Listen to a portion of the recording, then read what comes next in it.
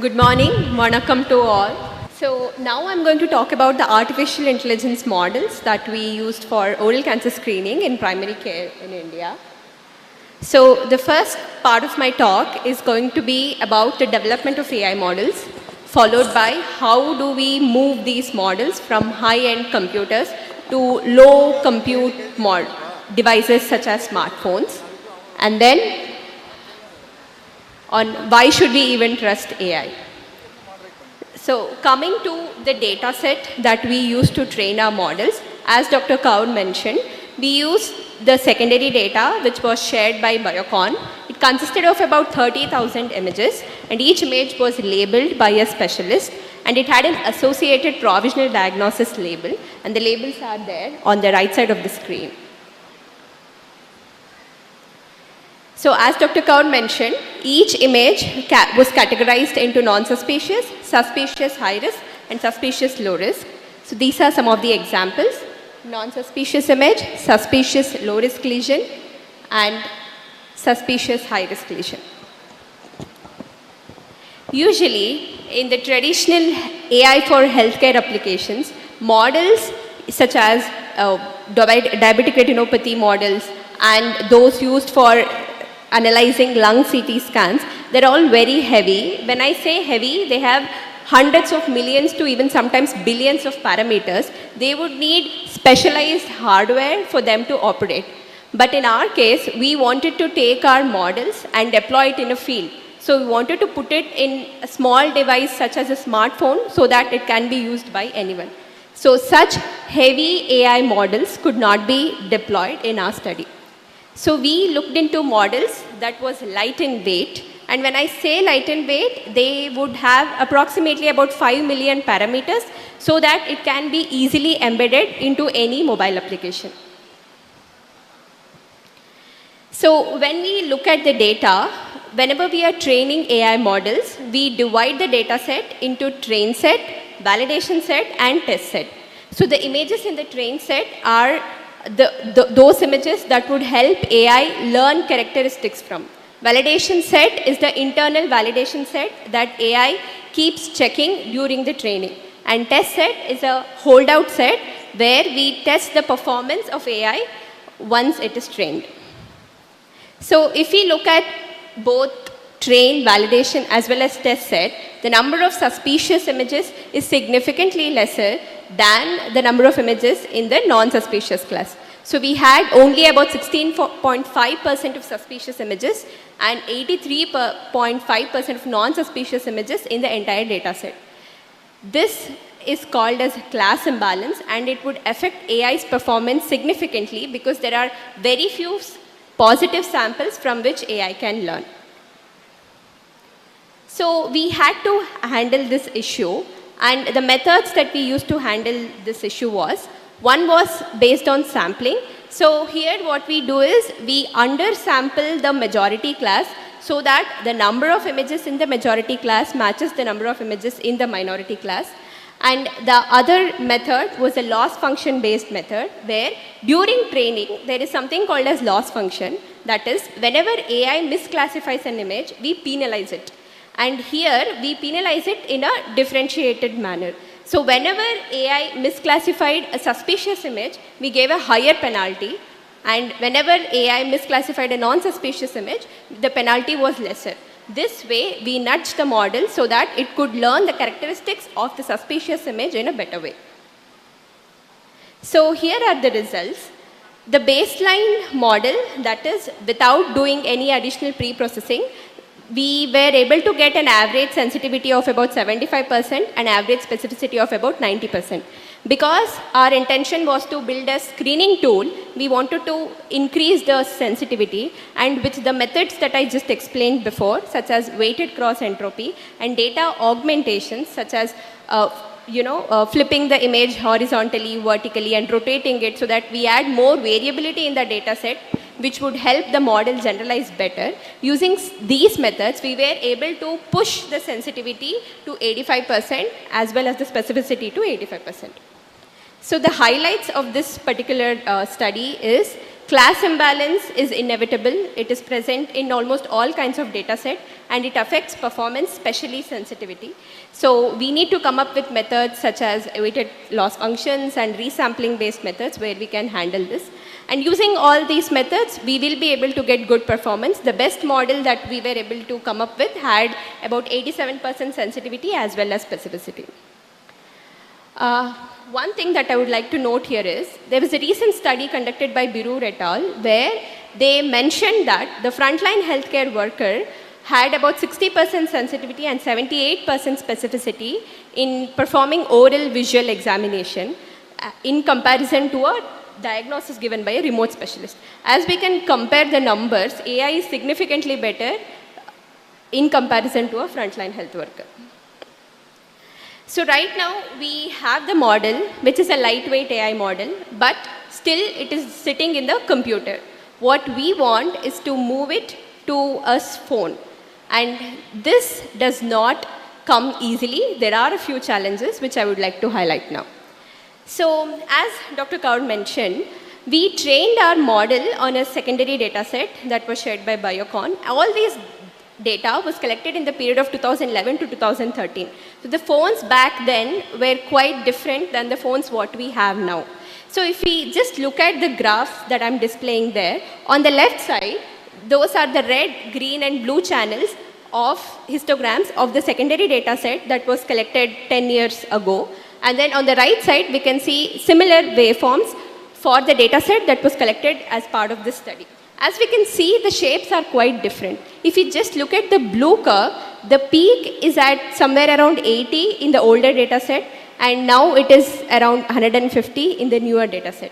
So these kind of changes that come from device specifications affect the performance. As we can see, the trained model performed very well on the older data set. It had about 85% sensitivity as well as specificity. But on the newer data set, it had poorer metrics, specifically 65% specificity as well as accuracy. This is poor and we need to improve it. Another challenge that comes up with newer phones is that earlier, the way how images were stored and the way how images were displayed on the phones was quite simple. Whatever you see is what it was stored in the backend. But now, the way images are displayed to the user and the way how they are stored in the backend are quite different. And we also had to account for all such device specifications. So we came up with a solution where we kind of normalized the effects that was coming from red, green and blue channels through white balancing, and we introduced more augmentations which was based on the metadata called as EXIF based augmentations, which added more variability and helped the AI model be robust. So just one example, the image on the left, if you look at it, it looks a bit reddish, right? After the pre-processing, all those effects have been corrected for, and red, green and blue, all the three channels have been put up at a mean of 128. With this, we were able to get good metrics, not just on the data set what AI had seen, but also on a newer data set that was collected by the latest phones. So as we can see here, the sensitivity, specificity and accuracy was at 86%. And I would just like to remind that we were at 65% specificity when we started, but now we have reached to 86% specificity while holding on to the same 86% sensitivity. So the highlights are, models are usually trained on high-end GPUs, and we need to adapt them so that they can be implemented and deployed in low compute devices such as smartphones. And they need to be developed in a device agnostic way, such as each smartphone comes up with its own specification. Like most of you will have different smartphones, and if you try to capture the same image, all images would not look alike. They will be different. So we need to account for all these differences right during the model development cycle so that they can be easily deployed on any smartphone or any edge device. So there are certain techniques such as augmentations and pre-processing techniques which will help us do this and remove device dependencies to a larger extent. And standardizing image capture, such as putting minimal requirements on the kind of cameras and the resolution, and using flashlights during image capture. These are some things that will help us capture good quality images. Now we train the model on a high-end computer. Then we have also put it on the smartphone and we are able to get good performance. But the question that would come was, can I trust AI? How do I believe it? How can I have confidence in it? So this section, I would like to talk about the interpretability of AI. So if you look at the left image, that is the actual original RGB image. And then just let us focus on the rightmost image. It is an image that has been annotated by the specialist. So the area that is marked in black is the area that the specialist has called as a lesion, high-risk lesion area. So now I want to understand, being a user of AI, I want to understand what are the regions that AI is looking at or how AI is coming to a particular decision. So there are certain techniques called as GradCam++, where we try to understand in some sense what regions are contributing to AI's decision. So if we look at the middle image, this is the heat map of the model where the regions highlighted in red are the ones that are contributing to AI's decision. And if we compare the black region annotated by the specialist and the red region marked by the AI model, they are aligning almost perfectly. So this kind of techniques would enforce confidence and reliability in performance of AI, and it would ease AI adoption at scale. So what are the takeaways from this talk? So the first thing is, as we saw, AI has superior screening performance as compared to a frontline healthcare worker in doing physical oral visual examination. So it has strong potential in oral cancer screening applications as well as optimizing referrals. And for AI on the smartphone, or in other words, edge AI applications, we need to develop models in a device agnostic way so that they just not operate on one kind of phone, but all varieties of phones with different kind of camera specifications. And as I just showed one example where models have displayed good interpretability, where the model's decision is arriving from the same region where the specialist also looked at and called it as a suspicious lesion. With this, right now, based on the primary data that we collected from 9 sites across 6 states of India, we are going to perform a validation of AI in performance with human specialists. It's an ongoing study and the results will be out soon. Then followed by a district level implementation of the Arogya R01 app along with the AI model. We are also very interested to see how the AI model behaves on the field. And as Dr. Kaur rightly emphasized on establishing the referral pathways, we also need to develop AI model to differentiate not just suspicious versus non-suspicious lesions, but also for a fine grade risk detection based on the risk of converting it into a cancerous lesion. So we have come quite a distance and there's much more to cover. And all of this could not have been possible without the support and collaboration of our partners across industry, academia, and the government. A special thank you to the Directorate of Public Health, Tamil Nadu, for the collaboration, without whom we couldn't have conducted all this study. With this, I would like to thank you.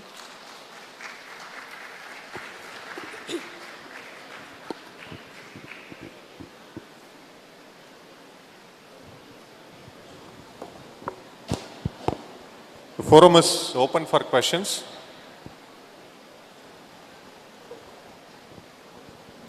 Actually, it was a very good presentation. It's not a customary statement. Really, it throws some new insights and also it looks very optimized, what can we say, feasible activity. And thanks for the compliment that Krishnagiri district was very responsive and our health workers were able to capture what was intended to be done. Thank you.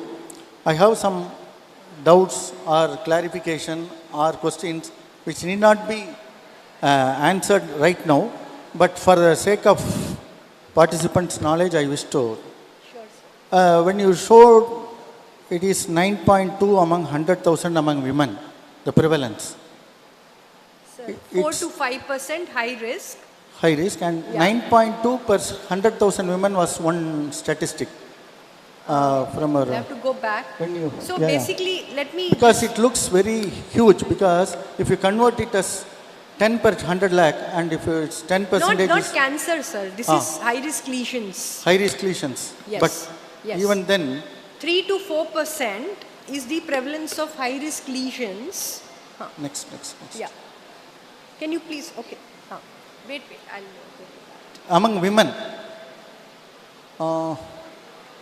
this one. No, sir. That is NFHS. This is not. Okay. This is from NFHS. This is, I am talking about this. I just Yeah. want some clarification. Yeah. Oral cancer prevalence in Tanjavur women is 9.2 per 100,000 women. Per 100,000, yes. 100,000. Yes. If 9.2 we convert per it for 100,000. convert it for So 10,000. this is from the cancer registry that Adyar Yeah, cancer. I am not questioning the Yeah. prevalence or questioning your presentation. I'm just, I told you for the sake of Yes, participants. yes. I want to say that this, if you convert it for 10,000, it becomes 1 per 10,000 women. So 1 per 10,000 women seems to be very high, because we do not know undiagnosed. What about undiagnosed women? Correct. And how many of them will be at high risk and which will get themselves converted into cancer cases? So this has some. It is shivering information actually. Yes, sir. So we have to be very cautious, and we have to look into this data. Yes. So, and another one is, are there any latest markers for oral cancer screening? Okay, good question. And sir. I'll continue the questions, you can respond. Yeah, sure. And how long does it take a smoker or a chewing tobacco to get converted into a precancerous or cancerous lesion? Because the age at which the smoking is initiated is 18 years, around 18 years in Tamil Nadu, particularly according to the GAT survey and NFHS. So it is worrisome. So if it takes 10 years for a cancer to manifest, or at least manifest as a precancerous lesion, then should we not include less than 30 in the screening population? And how long does a precancerous, whether it is homogeneous vercus or non-homogeneous vercus, to get converted into a cancerous lesion? And we are much concerned about the referral follow-up. Yes. So we were discussing with Dr. Manikam also. Probably he will be throwing some light. And when it is labeled by the screened AI attempt was confirmed by oral specialists, was there any incentive component to them? And was there any volunteering from the specialists? How did you recruit them? And what is the overall costing for a district? These are the things I want to know. Sir. Yes. I'll answer few quick ones, sir. Regarding the markers, I mean, now with the NIH mess up, I don't know what's going to happen, but NIH was investing in a saliva-based marker in a big time, which is currently very costly. But there were studies going on, swish and spit. That is, if you just spit and then the biomarker can be done. But it's currently in the research mode, and it's also very expensive. So our colleague, Dr. Praveen Birur, who is one of our lead oral cancer specialist, is also working on that. But that won't come to practice in the near future. And that's the reason we actually reviewed all the interventions for oral cancer, and we found this is the easiest to scale up. And that's why we took, again, there are like different kind of imaging devices like fluorescent imaging and so on being tried. But white light is scalable because we don't need extra device for that. We can do it with the phone, and now everyone has smartphone. So that is the reason we looked at it. Regarding age, sir, we are actually analyzing data by age, and government currently recommends 30 years. And because, as you know, in cervical cancer, we say like it takes about 10 years to go to the cancerous phase. Similarly, you have worked a lot on cervical cancer. So I think same applies to oral cancer. Actually, there is a very prolonged precancerous phase. And even if there may be few people below 30 who can have precancerous lesion, but it will be very small. As you can say in Krishnagiri, where tobacco use is less, we are only getting high risk less than 1%. So if you go to younger age group, it will be even lower. I will just show you that. Madam, one more additional question. Are there any information on the prevalence of oral cancer among non-risk cases? Any studies or any Yes, data? sir. Yes. So that we can whether we have to see, even though you just referred Dr. Sankaranarayanan Yes. was an expert, Yes. really we cannot deny or defy his statement. Yeah. But still then, what Yes. is the prevalence So among the prevalence non-risk? is lower than this. That's what I'm coming to. So see, if you can see here, we are analyzing this data more carefully to see non-tobacco user but alcohol users. But we find the prevalence is very low. It's like 0.5. And if we take no alcohol, no tobacco, it will maybe even lower. It will be like too low for us to detect maybe in the screening program. So the reason why they said that it was cost effective to do it in this group was because, as you can see here, either smoking or smokeless tobacco, we are getting about 3 to 4% high risk, which is quite high actually. I mean, these are the people who are likely to become cancerous, or they may already be having cancer. So if we have to optimize our resources, we should first start with the high risk groups and first start with the above 30 years.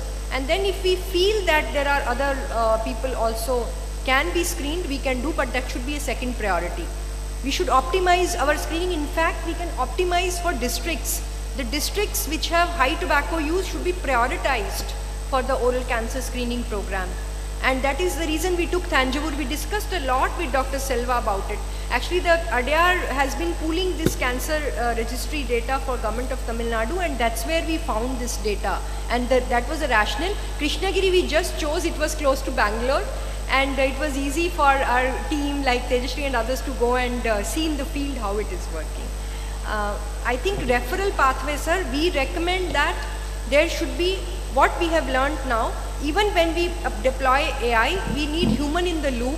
That is, when AI says high risk, that should be seen by a dentist, may not be instantaneously, but these images can be given access to a dentist at the district level who can be part of the public health department who is just reviewing these images. So it won't be a big workload.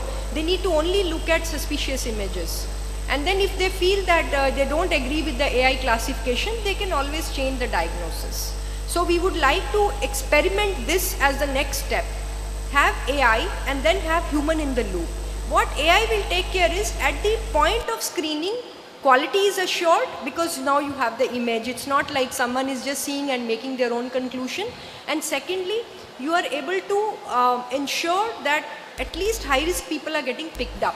Because nurse cannot find out who is high risk, who is low risk. Nurse is also finding it distinguishing like a pan stained mouth versus a lesion. It's difficult to make out. So that part can be addressed by AI. But there should be human in the loop to make decisions. And just like we do in the TB program, we also propose that 5% of the negative images are also seen by a specialist, just to make sure that the AI is doing its job correctly. Yeah. Any more questions? Thanks, Pradeep and Tejashree. I was in Kachar some time back. Yeah, they are one of our sites. So Ravi Kannan used to say, Ravi Kannan, who is the chief of Kachar Cancer Hospital, which is in a poor setting, there is a huge palliative program. So there is a home visit by the staff to take care of people who are very poor, don't have anything. So he used to say that we will do anything for patient.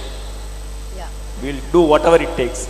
But the reason I am pointing out, the more and more tools we have for detecting either cancer or other, what I am worried as an individual, as a citizen, is the care cascade. Yeah, exactly. So, I mean, agree. Yeah. it's good to detect with good sensitivity of 86, But then what happens to them subsequent to the deduction is what we need to be worried as part of the public health system. That's a concern to us. We should do something about it. We should strengthen our 104, some referral pathways, care cascade. Because what happens in Kachar, they say we will do anything for patient. Our load is huge. Our staff are very depleted. So when we bring in more tools, we should be conscious of the fact that we should bring more systems in place for taking care of the patients before it is too late for them. Thank you. It's not just a comment. Yeah, I agree with you. Completely agree with you. Yes. I have a question because this is actually generic to artificial intelligence in healthcare. Yes. But you are good people because you are in the front line to answer it. The problem of trust on AI, as different from an individual, is first that AI does not think, it pattern recognizes. So if you change the substrate as different from the trained program, it can make a mistake, which is all right. Even humans can make a mistake. But in AI, you cannot fix the mistake. One. And second reason, who is accountable for the mistake? Even Tesla has a huge problem with this, because if there is an automatic car which has an accident, is the software maker accountable or is the provider accountable, because the provider has gone by artificial intelligence? And if you do not have both correctability of mistake and the ability to hold accountability, how can you have trust? And essentially, all of healthcare is based on whatever the monetary exchange. You can't be sure that if you pay 1 lakh rupees for a treatment and Most of the tools right now are assistant tools. And I understand. See, our challenge is making sure that our thousands of staff are trained at the same level. For example, here I am talking about detecting an oral image. And to be honest, I am an MBBS doctor. I was not trained to detect an oral cancer, right? So I think it becomes very difficult to bring everybody to same level of training. And this is a good tool. See, if nurse uses and then she is getting an interpretation, it also helps her understand which images are being interpreted as suspicious, which images. So you can also look at indirectly a capacity building process. And wherever this assistance comes, you can always have a human in the loop who makes the decision, because you are referring. The final decision whether it is cancerous or whether biopsy to be done is again made by doctor and not by AI. But she will answer the first part. Go ahead. Yeah. So for the first question, when you said AI cannot learn or correct, so the reason, I mean, that is partially correct, not entirely, because AI can always improve. The reason why we come up with so many augmentations or pre-processing methods is that we just don't assume this is an image, we just don't show it this way. We rotate it, we flip it, we add whatever kind of variability we can that can come from the real world and then show it to the model so that it is kind of ready to what can happen, possibly happen on the field. And learning of AI never ceases. It keeps on learning. So it is also referred to as continual learning, that today AI is deployed and maybe after a month or so on the new data that is collected, that data will become a part of the training data, and AI continues to learn from each and every new data set that keeps coming. So it's more like a human in the sense that, it's not a fixated knowledge. The knowledge, it can learn from its mistake, and there are new methods that are coming up day by day where we can address this issue of AI misclassifying, and day by day we are also improving our trust by interpretability tools that one of the tools I showed, GradCam++, but there are many such tools where interpretability of AI is presented in a visual manner so that there is more trust in the system. So I'm just going to give some reflective comments, so don't feel compelled to answer. I think you're right that AI can improve as different from learn. If I made a mistake in a single patient as a doctor and I get the feedback, I learn. AI doesn't do it that way. AI has to be trained on another set of material, it has to get through another process, and you can't quite say why the AI made the mistake. Because the algorithm, as different from machine learning, the algorithm is not transparent to you. So, I mean, No, sir, just this is a technically- larger AI Yeah, yeah. issue. You just look at No, it. sir, I It's just not, want to clarify technically one issue. you don't have to solve it here. No, no, no, I'm sir. just saying you must reflect that AI is inherently not a thinking machine. No, sir. It is the a pattern recognition interpretability- machine. No, no, no. There is a difference. No, it's not It is correct, not- sir. I want to correct it because the interpretability of AI is a separate sort of learning, or you can say method in AI. The interpretability is what she showed you in the end, and it is that particular field is improving and growing. So we cannot say that it doesn't interpret. So I'll keep my hope alive. It is Yes. improving and going. No, but you cannot say I that would it rather doesn't go with your, interpret. I would rather go with your other explanation that we are not leaving it to the machine, it is used as an assistant. Yes, sir. You have not yet counted in what the IAS officer may do. Okay, he may decide that he can go with the machine and lose the cadre. You can go with very simplistic interpretations of AI as labor saving is out there. You think you can reduce the number of radiologists. Actually, you need to increase. But there is also another trap with this assistance thing. If I am a very competent radiologist and or a dermatologist and I get this image, then I can see whether I will go by that image or whether my clinical sense will overrule it. If I am a very incompetent one, I will go with it. If I am an in-between one, I will do an in-between thing. My chances are that it will exaggerate and accelerate the difference in competency rather than build. These are cautions. Okay, in this, our job in public health is not to be cheerleaders of artificial intelligence. Our job is to have a critical outlook on the development of a new technology and how it will play out in a social context. And I'm not just talking of a thing. So when we talk of AI, yes, it will come. We can't, but we need cautions in many of these things. Okay, thank you For very want much. of- And yeah, I think we are very happy that we were able to share this experience. I just want to summarize by saying that we cannot escape. If you just go outside, you use your facial recognition to get your photos in this conference. AI is there, it is here to stay. I as a public health professional have consciously decided to work with AI experts so that we can learn how to best use it to our advantage and make it work for us in the best possible scientific way. Thank you.